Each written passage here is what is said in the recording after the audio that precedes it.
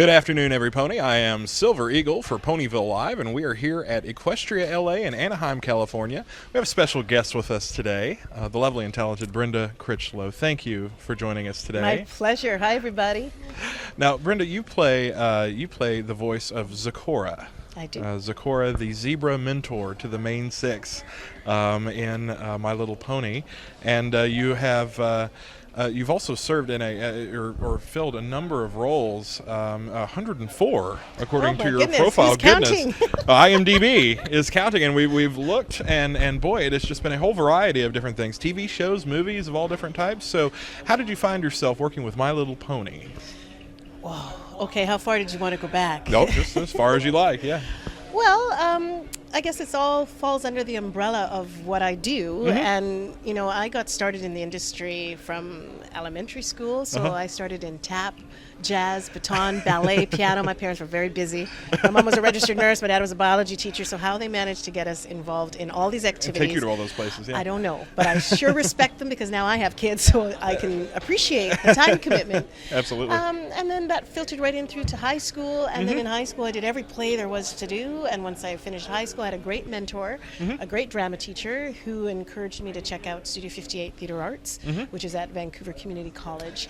And it's a 3-year program, tough, but you work on everything. So music, singing, dance, not just an acting class. You're doing fencing. You're doing everything you can imagine. And you're running you're running crews. So you're also, you know, stage managing and doing the lights and costumes. So once I finished there, film and television was just getting started in Vancouver. Right. So shows like Look Who's Talking, Danger Bay, MacGyver, 21 Jump Street. Yes. Ted Danson and Isabella Rossellini came here to do Cousins in Vancouver, I should say. Really? Yeah. Kind of forgot where I was for a second. So, you know, I had an opportunity to audition for that because I got an agent. And with an agent will also cover commercial auditioning, film and television auditioning, and voiceover. So I had an opportunity they're all under to one big start umbrella auditioning for voiceover projects. Okay. And voiceover projects can be radio plays. So I did a few radio plays. I also did, or still do, I should say, quite a number of voice tags. Okay. So, and I'll go into what that is in case, you know, our listening audience isn't too sure what that is. But and then cartoons. So there's a myriad of things that fall under that umbrella. And I just went and did an audition like everybody else for My Little Pony. And I got the part. Got to celebrate that moment. So is this the part you auditioned for, the part of Zecora? Or? I did audition for the role of Zecora. Okay. Yes, I did. Yeah, so you knew already that this was going to be a pretty good fit for your vocal style or everything, right? Actually, no. You know, it metamorphosed. When I auditioned for the role, they were looking for sort of a more Cajun, French.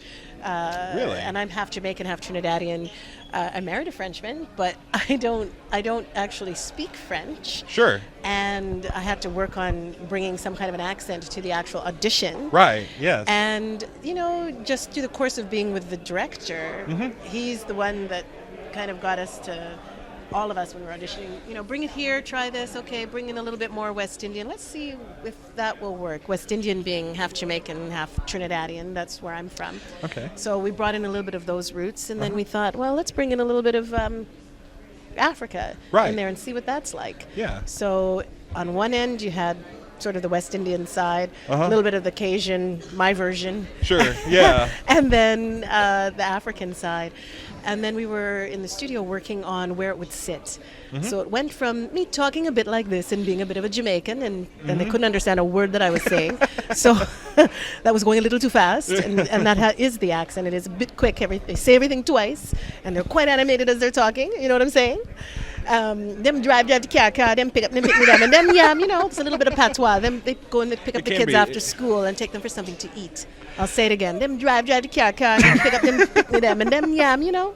So that accent, we weren't sure what to do with. Sure, yeah. Then we went a little bit on the African side.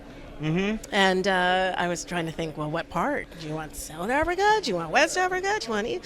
Sure. Hey, so, you know, trying to study and figure out, it sort of became just a general mishmash of, okay, somewhere here, a bit like this.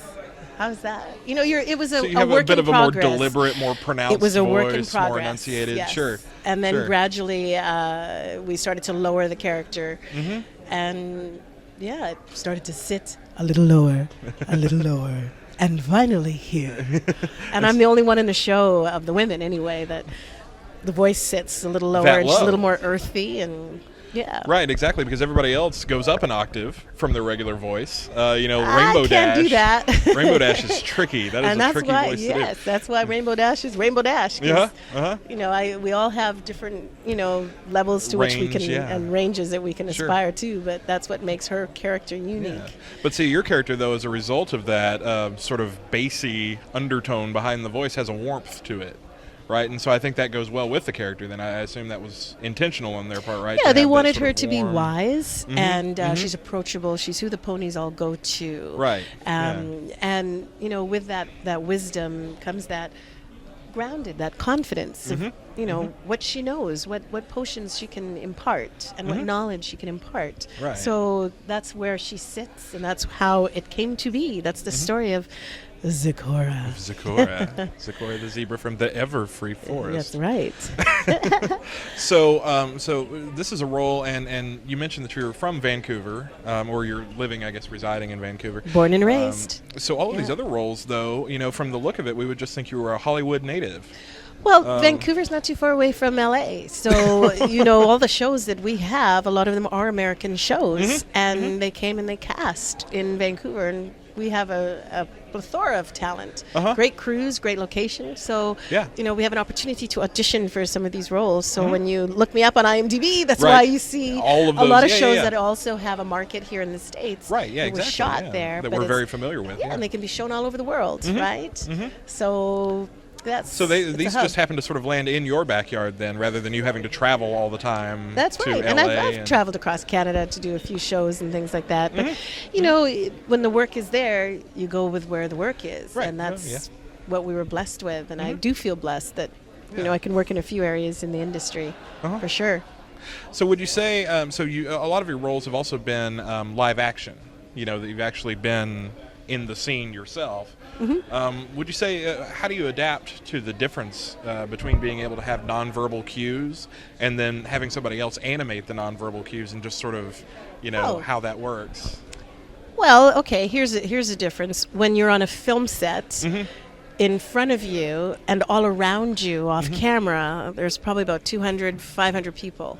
I shouldn't say 500, maybe about 100 people to 200 all people standing in a around, room. yeah. In a room, because everybody has a job to do, okay? When somebody's giving me direction, it's coming from one person. It'll be coming from the director. And it's live to tape, right? Right, yeah. So we're rolling, and off you go, and you're going to shoot that various ways, from your master, from far away, to Up my close single, and- then switch it around to your single, and everything is changed around. When you're in a studio, well, I was given a picture of what Zecora Would look looked like, so to speak, and a little description. And you go into the studio kind of blind, so you kind of have to take your own direction for the audition. Once you actually get the role, now you have the director there and the rest of the cast, and you're getting direction as you go along with the show. We're not watching the show being animated as we're doing it. Right, sure, yeah. So the yeah. challenge sometimes is to bring something off the page that's flat, it's just words, and bring that to life. The smallest nuance of chewing something. We're in the studio all going, or I don't know, something sticky. All the sounds that you would make, we now have to exaggerate it just a little bit more. Or Sure, if you're sure. falling off a tree, in live action, when you're watching film and television, you just see somebody running, and maybe it's a stunt guy, or maybe it's me, who knows, going, oh. But in a cartoon, we're there with the mic, just like this, headsets are on, and now I have to do something that's going to precede that with how far is that fall? Oh, and I've hit a few branches. Oh, oh, oh, oh, I landed. So all those sounds, now we have to think, and then keep it to time.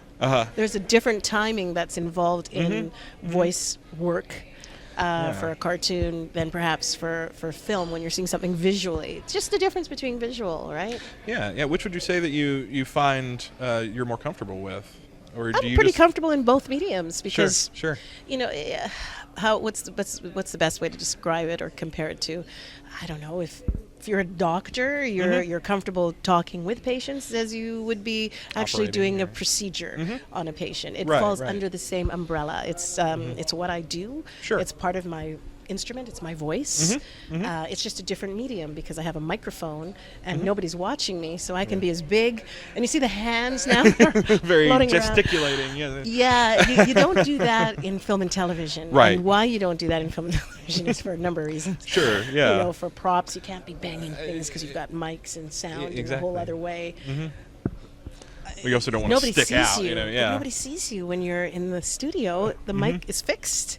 I'm holding this one, but the mic is fixed, and so hands are here, and you can do whatever you like and be as big as you like, which works with me. Yeah. So do you actually, Together. like, while you're recording the character here in Zecora's case, do you actually sort of live it out? Like, do you do that? Like, Yeah, we're standing in the studio. What are your ponies doing? You know, Absolutely, Like, absolutely. In order to get the performance level, which in most cases for us, on a scale of 1 to 10, from the moment we start, we pretty much have to keep it at about a 9 or a 10.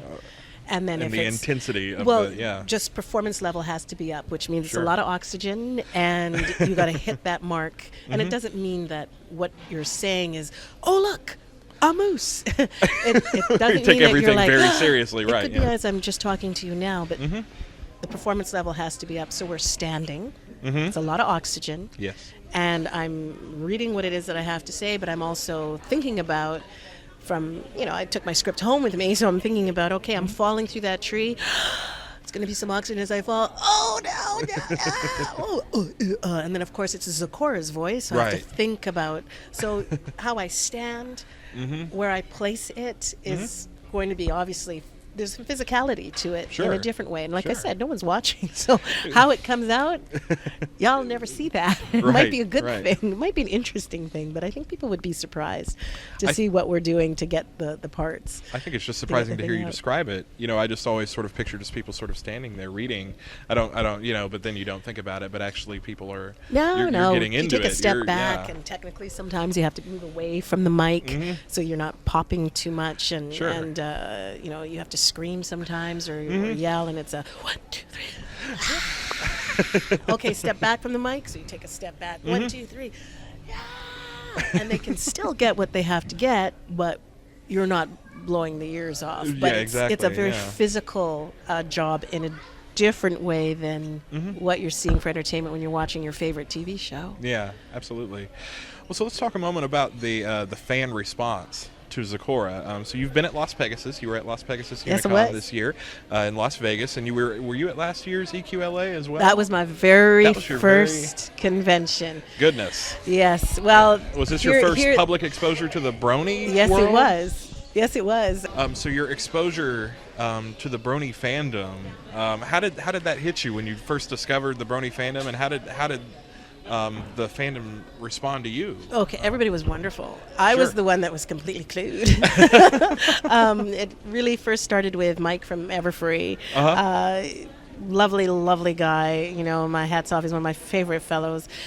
He did an interview and said, you know, are you aware that people love your character? So that interview, that was the first time that you had ever... I was thrilled, but I did not know that I pop in. I'm a recurring character. I'm one of the smaller characters, and there's no such thing as really a small part.